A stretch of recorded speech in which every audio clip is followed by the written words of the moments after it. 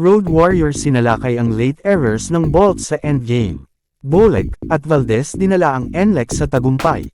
Sina star guard Robert Bolek at rookie Enek Valdez ay nagsagawa ng mga key plays down the stretch, para iangat ang NLEX sa 99-96, thriller win laban sa Meralco noong Miyerkules sa PBA 48th Season Philippine Cup sa Smart Araneta Coliseum.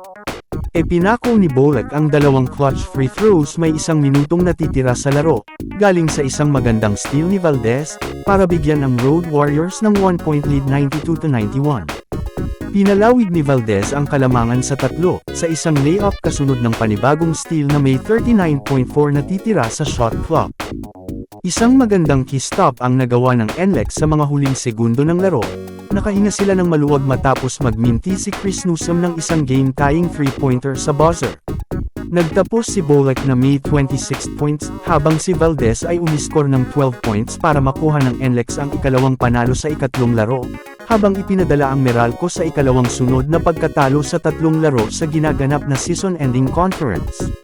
Si Chris Newsom ay nagtala ng 22 points at 8 rebounds, habang nag-ambag si Raymar Jose ng 14 points para sa Bolts.